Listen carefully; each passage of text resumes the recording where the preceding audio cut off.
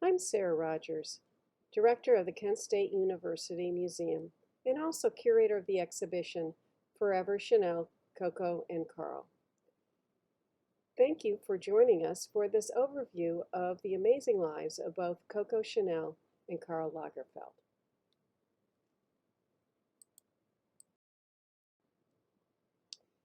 These are two silhouettes who probably need no introduction. The exhibition began with a question. Why has the brand and legacy of Chanel flourished for over 100 years? So with this exhibition, we're going to be taking a look at several of the factors that help answer that question. One of those is the incredible personal mythologies of these two very charismatic individuals.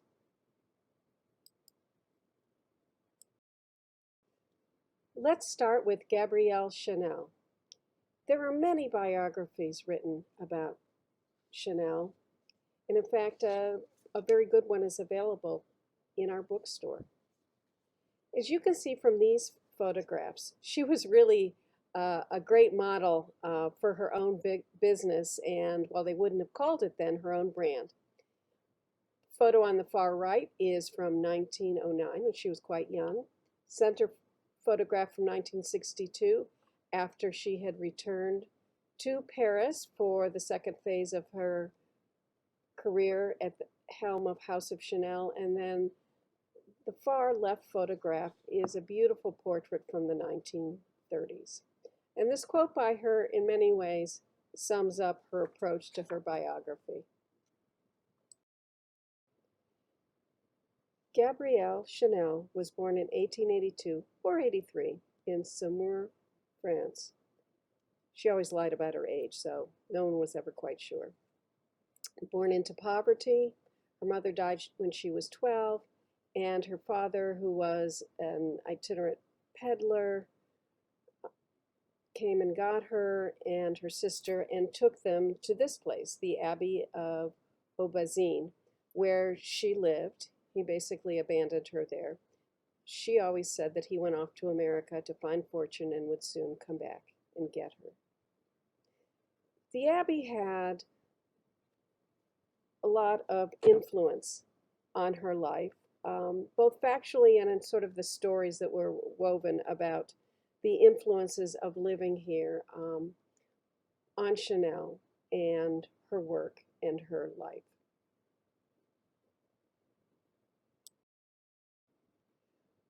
One of the stories and one of the influences has to do with this stained glass window from the Abbey. Here you can see it's beautiful spare chain glass window of what looks like interlocking chains or links, and was, as many say, the source of the Chanel logo, which was created in 1925. Just one example of the ties to her early childhood at the Abbey.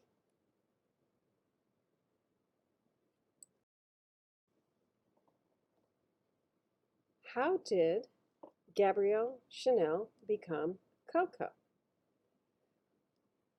She had to leave the Abbey at the age of 18, and she and her aunt went to Moulins, where they worked during the day as seamstresses for a haberdashery. But in the evenings, they would go around to these cafes and sing. So at the time, the cafes were often filled with military men and wealthy gentlemen.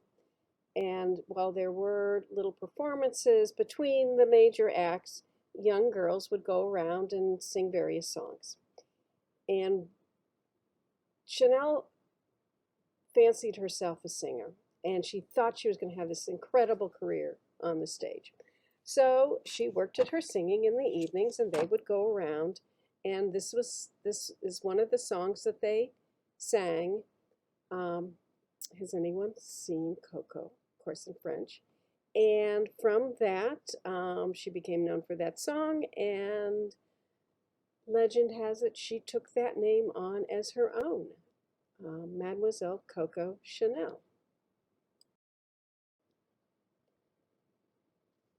Chanel began her journey as Coco through the relationships with a number of wealthy men, including ATM Balsan, you see here in the upper photo, and then one of the true loves of her life, Arthur Boyd Capel, in the lower photograph.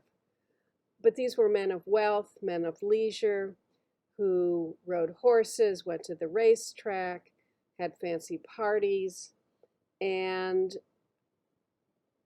allowed Chanel to enter into a wealthy society that would provide access to resources, lifestyles, and a new world of opportunity. Again, becoming Coco Chanel. And you see here she is wearing the jodhpurs, and she began having garments made from the men's tailor. She loved the jerseys, she loved the comfort of them, felt that this was the modern age and that women should be independent and get away from a kind of restrictive dressing, which then became the basis of the design she was to create over the next 2 decades.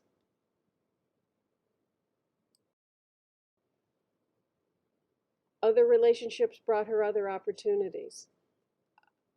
One included her long relationship with the second Duke of Westminster, an Englishman who brought her into English society, as well as you can see on the far right, meeting people like Winston Churchill and going hunting with him.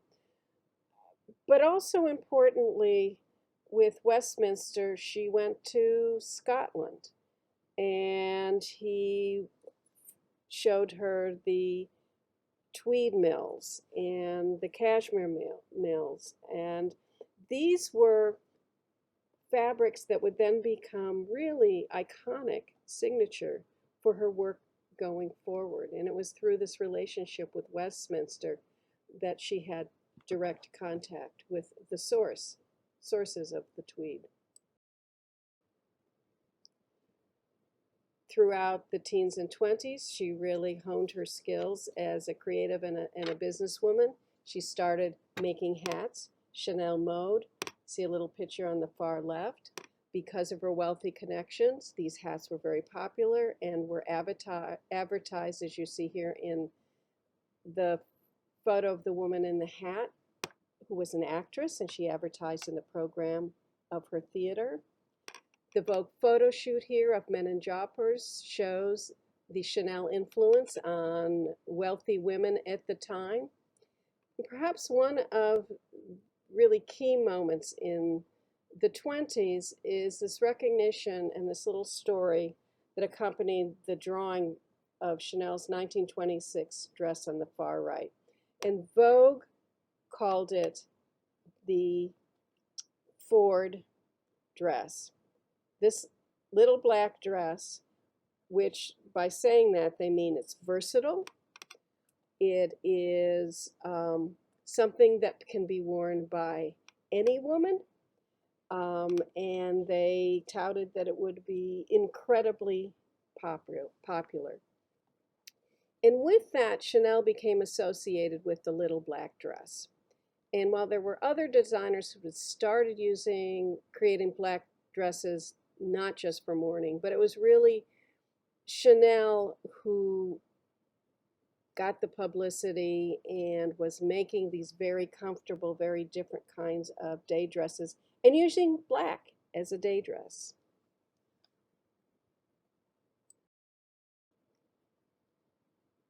You can also see in these photographs of Chanel the casual nature and how different the kind of clothing that she was making and wearing and dressing wealthy people in. Simple fabrics like jerseys and knitwear, casual pants, sweater sets. All these very different from what wealthy women had been wearing at the end of the 19th century.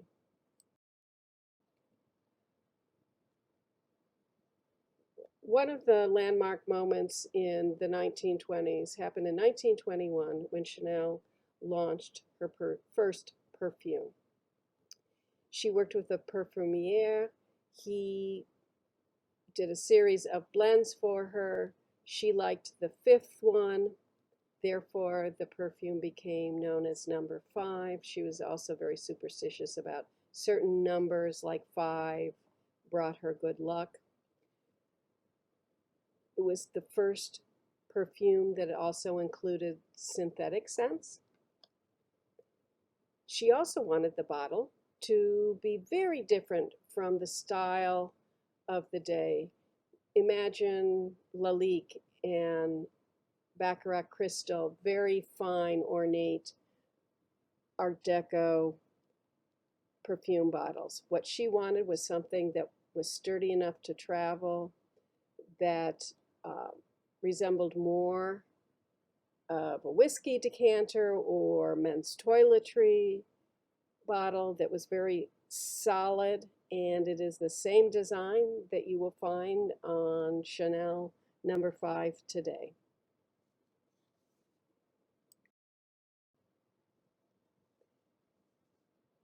In 1931, it's her first trip to New York and to Hollywood. Samuel Goldwyn had this notion in trying to revive movie business after the Depression, that if he brought in a world-famous designer like Coco Chanel to design the costumes for his films, that women went to movies to see what the women in the movies were wearing, that this would be a great way to revive the movie business. Chanel did not particularly like Hollywood. She did like New York. She did a couple films, not very many. It really wasn't a great success for anyone. But here you see on the far left, she did do the costumes for Gloria Swanson in the 1931 film, Tonight or Never. But the 30s were very important for her business, and she also became very well known for her evening wear as well as for that casual day wear. And here you see her in a photo by famous portraitist Cecil Beaton in one of her beautiful lace gowns that you will see a reference to in the exhibition. Business was booming. She employed over 4,000 women. They did go on strike briefly, and evidently this is a photo from the strike, although they look very happy. But war was coming, and the world was about to change, and so was her business. 1939, Chanel closed her stores because of the approaching war. She did keep the perfume store open, which she did throughout the war. And she moved into the Ritz Hotel. This is the most notorious part of Chanel's life. She fell in love with a German military man. They were staying in the Ritz. And there were very stories. There's factual research done as well as fictional accounts of exactly what was her activity during the war and what was her relationship with Germany and the Nazis. There was a book written a few years ago called Sleeping with the Enemy, if you're interested in reading what his research was on that account. What is clear is that her actions during the war were absolutely a betrayal to her countrymen and women. At the end of the war, she was questioned briefly, released, and then she left for Switzerland, where she lived for the next 11 years. In 1954, Chanel quietly returned to Paris and to Rue Cambon. She began refurbishing and setting up her stores to reopen. What motivated her? She told Marlene Dietrich it was boredom. It could have been because she missed the fashion world in activity, or she was worried about money. Regardless, it was time for Chanel to return. There was much anticipation around the first runway show in February of '54. However, the French basically panned the exhibition, calling the designs outdated and seeming old. However, the Americans loved the new sleek look, which for them seemed sophisticated and elegant. In 1955, Chanel launched the classic flap bag, double flap bag, the 2.55, called such because it was released in February of '55. Today, still a classic with the chain for the shoulder strap, the Chanel logo stitched inside, that maroon red interior, and the beautiful leather quilting on the exterior. So I've mentioned Rue Cambon before, and here is a picture of the exterior. And you see these mirrors, and one of the things that Chanel was known for was during her runway shows, hiding up. You can see her in the photo on the bottom left, hiding and watching in the mirror in the reflection of the response to the dresses that the audience was looking at. And here on the upper right is another photo of her peeking over. She actually had an apartment in Rue Cambon on the second floor, and in the center is an older photo of that apartment, very different from the minimal look of the Chanel gowns. She, quote unquote, lived here, but still slept every night at the Ritz Hotel. Just this year, there was a restoration of the apartments of Mademoiselle Chanel and also the Salon downstairs. And you can see here that they've really spruced things up, and it's quite beautiful and quite elegant. Hopefully you can stop by and at least see the Salon when you are in Paris next time. She was Mademoiselle Coco Chanel until the end. Photo on the far left, you see her near the end of her life, looking chic and elegant as ever. Photograph in the center is a terrific one of Barbra Streisand, who attended her first runway shows in Paris, and she arrived head to toe in leopard print. On the far right of that photo, you see Marlene Dietrich looking over at her. Chanel died on January 10th, 1971, after working all day and having lunch with a confidant and a drive that she always took on Sundays around the Longchamp racecourse. She passed away when she returned to the Ritz after she laid down and supposedly sang, "So that's the way one dies."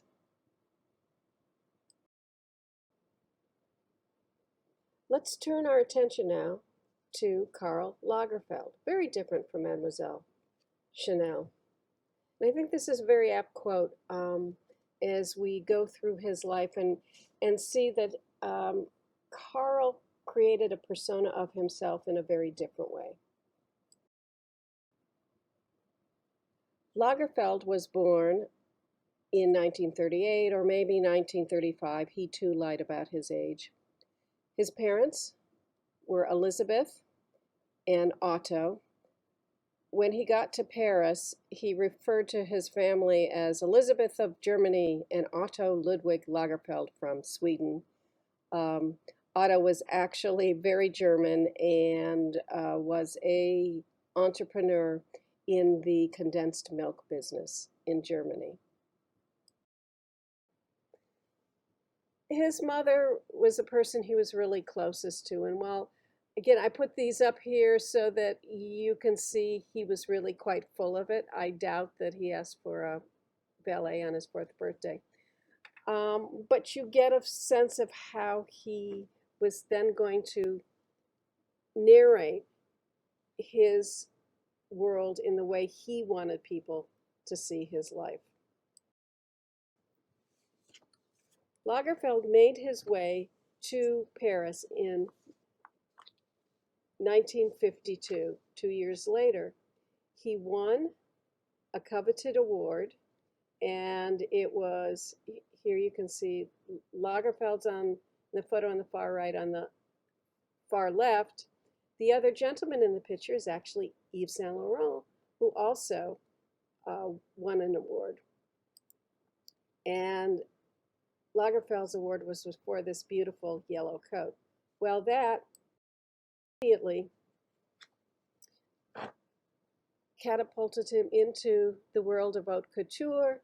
He then was working for Pierre Balmain, the House of Patou, you can see on the far left. Throughout the 70s, he worked for Fendi doing furs, Chloe creating the Chloe girl and the flowy dress. And here you see a photo of Karl in the 70s. Starting from right to left, you see some terrific photos of Karl as he evolved his persona starting in the 1960s on the far right into the 1970s. Unlike Coco Chanel, Lagerfeld did not have a string of liaisons throughout his life. He had a deep love for this young man who was with him for many years until he passed away of AIDS in 1989, Jacques de Bacher, who was known by some as the dandy of Paris. And while Karl loved to go out to dinner and then retreat home to his books and his drawings and his work, Jacques would be about town, especially during the wild, crazy party time of the 1970s in Paris, and then was able to recount all the stories to Lagerfeld the next day, connecting him to what was going on. Since Coco Chanel's death in 1971, the House of Chanel had kind of bumped along, but without any real vibrant, strong creative director at the helm. 1982, the director of Chanel New York suggested to the owners of Chanel that there was this young German who had fantastic capabilities to design, and he was working for so many different houses and making bags and shoes and dresses and furs. And she was very, very impressed with his vision, his energy, and sense of style, and thought he might be the person that could really reinvigorate the House of Chanel. And so Lagerfeld, as he said, against the warnings of many of his friends, became the creative director of Chanel in 1983.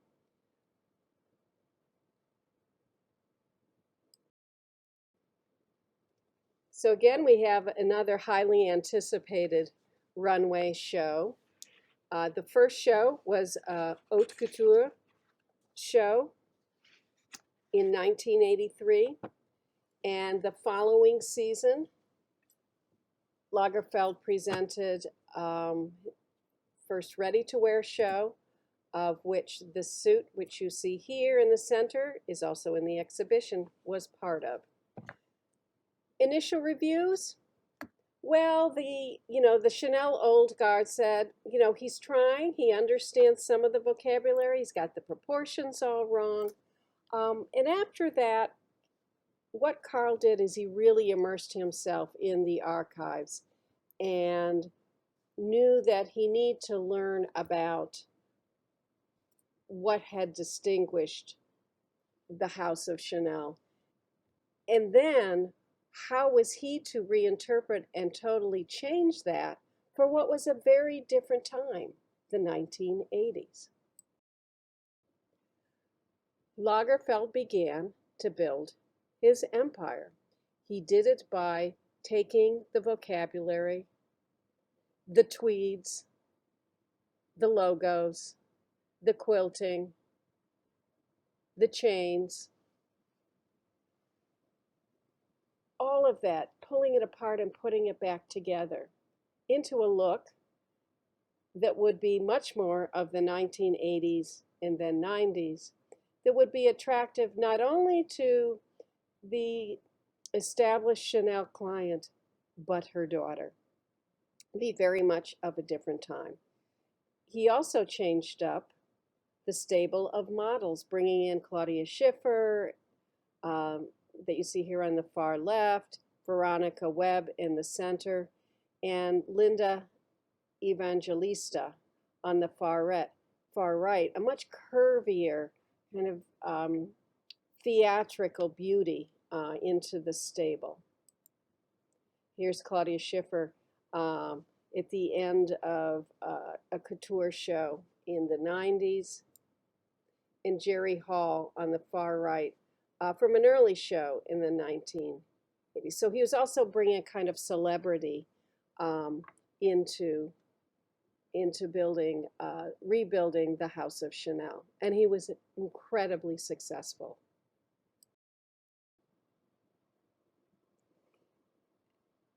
To gain a clearer picture of the life of Karl Lagerfeld, it's also important to look at the other passions in his world. One was certainly books. When he passed away in 2019, his library is said to have had over 300,000 volumes. He went to bookstores every day. He read these books. He was interested in everything from art and architecture to history of all different periods. This was not about vanity. This was about intellectual curiosity for him. He also was a terrific photographer. And on the right, you see a series, two photographs from a series on the little black jacket, where he asked individuals to take that iconic element of Chanel, the little Chanel jacket, and make it their own. He invited writers and artists and musicians and models, all kinds of creatives. I love the photo here on the left because we don't have to see the face to know that this is Anna Wintour. Here is that project, the little black jacket. And I think it's important because it shows another side of Lagerfeld who sought to feed his creativity through his photography, but also as a means to continue what he was doing with the Chanel legacy, which was treating it with complete irreverence, which was absolutely perfect for the time at which he came to run the house. And he, as I said before, was all about individuality. He understood the importance and the need for individuality. Again, very contrary to how Chanel looked at her world and her designs. Lagerfeld also oversaw the advertising campaigns, whether they be in photography or short films. This was another way in which he could feed his creativity and also create narratives and stories around what the Chanel brand had become that was very different from the world of Mademoiselle Chanel. On the left, we have a photograph of Lagerfeld with Virginie Viard, who is the new creative director of Chanel. She worked with Lagerfeld for over 18 years. Also seen with him is his godson, Hudson Koenig, who often appeared at the end of his runway shows. And on the right is Lagerfeld in his signature look with his famous cat, Choupette. In 2002, Lagerfeld began another runway show series. It was called, and is called, Métier d'Art. The idea is to celebrate all of the artisans who work in haute couture. So that is the hat makers, the boot makers, the glove makers, the fabric pleaters, the embroiderers, those who do beading, those who make the flowers, those who arrange things with feathers. All of these special artisans who have often been working for a company that's been around for over 100 years, supporting the couture world. The runway show happens once a year and is really a celebration of the roots of haute couture and the very specialness of handwork that makes couture possible.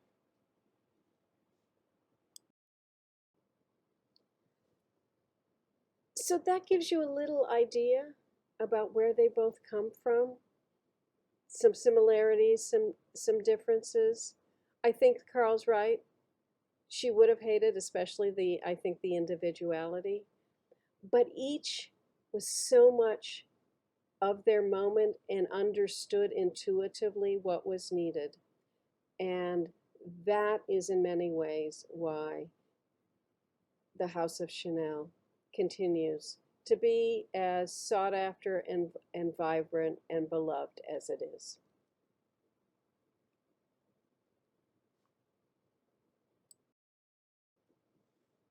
Thank you. I hope you will now go enjoy the exhibition. Please take photos and post on your social media. We look forward to seeing you in the galleries soon.